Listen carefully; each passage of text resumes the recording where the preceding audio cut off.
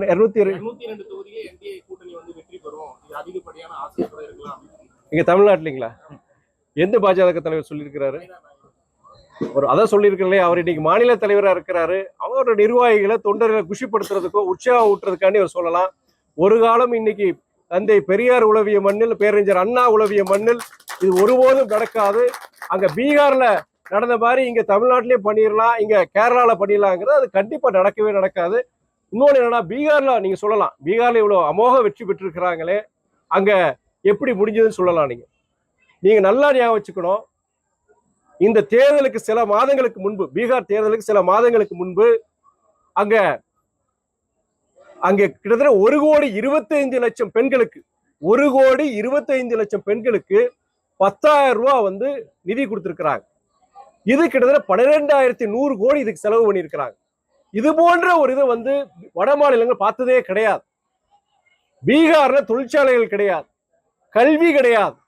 அங்க படிச்சவங்களும் சரி, எதை கஷ்டப்பட்டு படிச்சவங்களும் சரி, கல்வி அறிவு இல்லாதவங்களும் சரி, தமிழ்நாடு போன்ற இந்த மாதிரி மாநிலங்களுக்கு வந்துதான் அவங்க பொழப்புக்காண்டி வர்றாங்க, வேலை வாய்ப்புக்காண்டி வர்றாங்க. ஏன் காரணம்? என்ன காரணம்னா, அங்க கல்வி கிடையாது, தொழிற்சாலைகள் கிடையாது, பொழப்புக்காண்டி இங்க வராங்க, உழைக்கிறாங்க. நம்மளும் அவங்களுக்கு ஆதரவு கொடுக்குறோம். அப்படிப்பட்ட மாநிலங்கள் என்ன தேவைங்க? தொழிற்சாலைகள் உருவானதுக்கு இந்த 12,100 கோடி அவங்க செலவு பண்ணியிருக்கலாம். அதை விட்டுட்டு அங்க இருக்கிற பெண்களுக்கு வந்து ஒரு 10,000 ரூபாய் கொடுத்து கிட்டத்தட்ட 12,100 தேர்தலுக்காண்டி கொடுத்தது தப்புன்னு சொல்லல. நான் தேர்தலுக்கு முன்னாடி ஒரு மாசத்துக்கு முன்னாடி இதை அறிவிச்சு அவங்க கொடுத்திருக்கிறாங்க. மகாராஷ்டிரால இதே மாதிரி தான் செஞ்சாங்க, இங்கேயும் அதே மாதிரி தான் செஞ்சிருக்கிறாங்க. அந்த கிட்டத்தட்ட 20,000 கோடி இந்த தேர்தலுக்கு செலவு பண்ணியிருக்கிறாங்க. அரசு நிதி தான், அரசு ரீதியா கொடுத்திருக்கிறாங்க. அது இல்லாம உங்களுக்கு வந்து மத ரீதியா, ஜாதி ரீதியான சில அவங்களுடைய தேர்தல் பிரச்சாரமும் சரி, பல்வேறு யுக்திகளை, இது போன்ற யுக்திகளை கையாண்டு வெற்றி பெற்றிருக்கிறாங்கன்னா அங்க 2 அணி. ஒன்று காங்கிரஸ் தலைமையிலான மகா கத்பந்தன் என்ற மகா கூட்டணி. இன்னொன்று என்னன்னா, அங்க பாஜக, ஜனதாதளம், ஐக்கிய ஜனதாதளம், தேர்தல் ஆணையம், அதையும் சேர்த்து அவங்கள வந்து என்ன கூட்டணி அவங்க என்டிஏன்னு சொல்றாங்க. நான் என்டிஏன்னு சொல்லல, மகா அயோக்கியர்களின் கூட்டணின்னு சொல்லுவேன். நான் இறுதியில் வென்றது மகா அயோக்கியர்களின் கூட்டணி. இதை விட ஜனநாயகம் தோத்திருக்கு சொல்லுவேன். ஜனநாயகம் தோத்திருக்கு.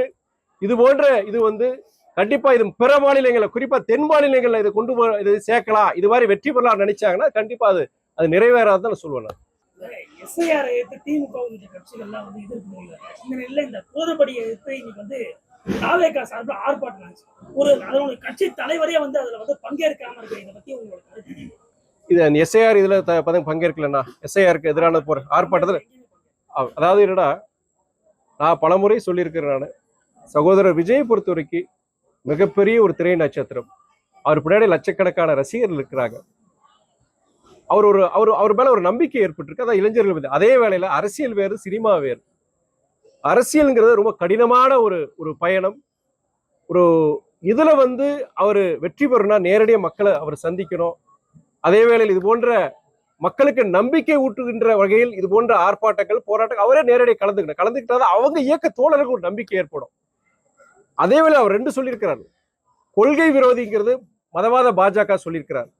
அந்த மதவாத பாஜக தமிழ்நாட்டில் இங்க வளர்றதுக்கோ வேறுன்றதுக்கோ நேரடியாவோ மறைமுகமா அவரை வந்து ஒரு ஆதரவு தெரிவிச்சிடக்கூடாது, ஆதரவு கொடுக்கக்கூடாதுதான் என்னுடைய ஒரு இது. அவர் ஒரு இயக்கம் நடத்திட்டு இருக்க, படிப்படியில் அவருக்கு காலப்போக்கில் சிலது அவர் தெரிய வரும். அவருக்கு அவங்க இயக்கம் நடத்துற நிகழ்ச்சிகளை கண்டிப்பா அவரு கலந்துருக்கணுங்கிறத என்னுடையது. அவங்க இயக்கத்தில் இருக்கிற பிற தலைவர், நிர்வாகிகள் அவருக்கு சொல்லுவாங்க. இது நான் சொல்லுவேன், நான் இன்னொரு இயக்கத்தை சாதனை சொல்லக்கூடாது. நான்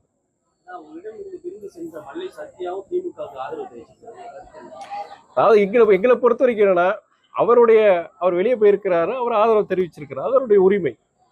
அதை பத்தி நாம என்ன சொல்றதுக்கு ஒண்ணு கிடையாது.